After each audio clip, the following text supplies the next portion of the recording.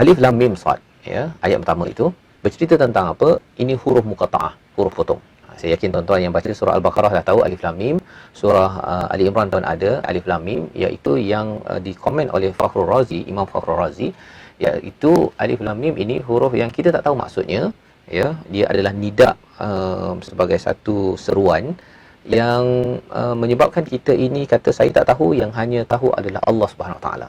Ya, kalau kita tengok pada tema yang tuan-tuan tengok di atas skrin itu, jadilah golongan syurga, nak mendapat menjadi golongan syurga terjauh daripada golongan batil yang tidak hak ini, kita tidak tahu caranya kecuali kita dimaklumkan bantuan, peringatan dalam kehidupan kita daripada Allah SWT.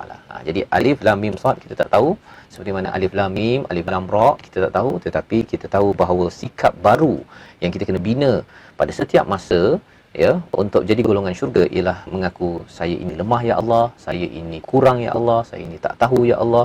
Kerana dengan tak tahu itu kita akan sedar bahawa kita ini kurang bersyukur. Tak tahu menyebabkan kita ini tidak sabar. Tak tahu menyebabkan kita kurang berkasih sayang. Jadi bagaimana kita nak tahu ilmu-ilmu yang perlu kita tahu? Allah nyatakan kitabun unzila ilaik, ya. Kitab ini adalah diturunkan kepadamu wahai Muhammad, pada kita sebagai umat Nabi Muhammad, sebagai satu anugerah. Unzila ini sebagai satu anugerah yang diturunkan, ya.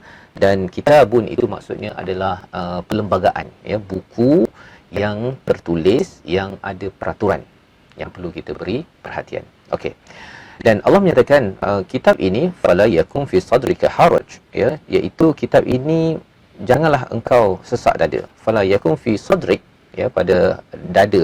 Sadrik ini lapisan pertama daripada 4 lapisan yang ada dalam hati kita. Yang pertama itu sadr, ya, yang kedua itu adalah qalb, yang ketiga itu adalah apa? Fuad, dan yang keempat itu adalah lub. Jadi bila Allah menyatakan tentang haraj, ya, tentang rasa payah, tentang rasa sulit, tentang rasa sempit, itu semua istilah yang kita boleh belajar pada hari ini. Ia berlaku di peringkat luar, sadr. Ya, pasal sadr ini dia boleh ditiup oleh siapa? Boleh diwaswaskan oleh syaitan. Dalam surah An-Nas Allah nyatakan tentang alladhi yuwaswisu fi sudurin nas, iaitu yang meniupkan waswas kepada diri kita ini adalah yuwaswisu fi sudurin nas, pada hati manusia. Fokusnya itu pada lapisan pertama, ya, lapisan pertama. Itu sebabnya dalam surah ini Allah memberikan bagaimana kita ingin terelak ataupun dapat menguruskan hati kita daripada was-was daripada syaitan, godaan syaitan, ya.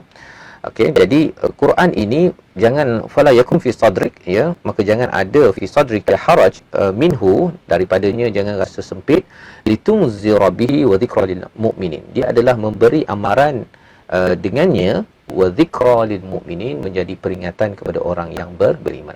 Jadi ada 3 fungsi, 3 perkara yang perlu kita faham.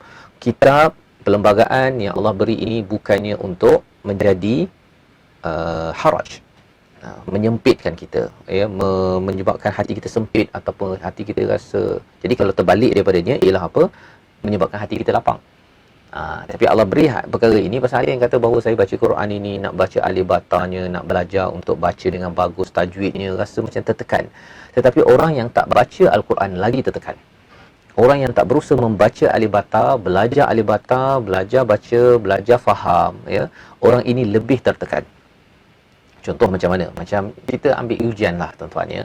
Kita ambil UPSR ke, Darjah 5 ke, PT3 ke, PMR ke, SRP ke. Ia adalah satu proses pembelajaran yang memang bagi setengah orang alamak susah lah, kan. Tapi bila kita belajar bersungguh-sungguh, kita dapat ilmunya, maka ia menjadikan kita senang, menjadikan kita syarah, lawan kepada haraj sebentar tadi. Yang pertama. Yang keduanya, ia memberi amaran, ya. Litunzira bihi, dengannya kita boleh memperingatkan pada siapa? Tak ada cakap pada siapa, tapi maksudnya apa? Kepada orang lain, tapi yang paling pasti ialah kepada orang yang membacanya, ya. Bagi tuan-tuan yang mengikuti hari ini, kita dapat amaran daripada Allah, ya. Dengannya Allah nak bagi inzar. Mengapa Allah nak bagi inzar? Kerana kita ada masanya kita ini terlupa, terleka, ya. Apatah lagi kalau kita bercakap tentang pelanduk lupakan jerat, tetapi jerat tidak lupakan pelanduk. Siapa jerat yang ada dalam kehidupan kita? Salah satunya adalah musuh kita syaitan. Dia tak lupa untuk menggoda kita. Kita yang terlupa.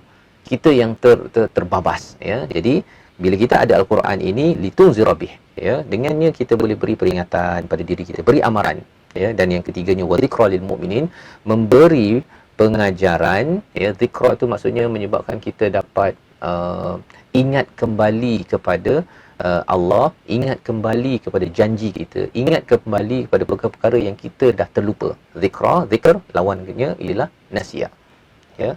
Benda-benda yang kita lupa. Kalau amaran tadi itu ialah kadang litunzira itu kepada perkara-perkara yang kita tak ambil kisah sangat. Kita tahu tapi kita rasa macam tak terkejut untuk buat.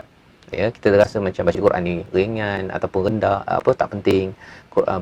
Solat awal waktu ni alah tak apa, lewat-lewat. Jadi bila kita bagi sentap itu, Quran ini dia memberi sentapan, bukan santapan, sentapan.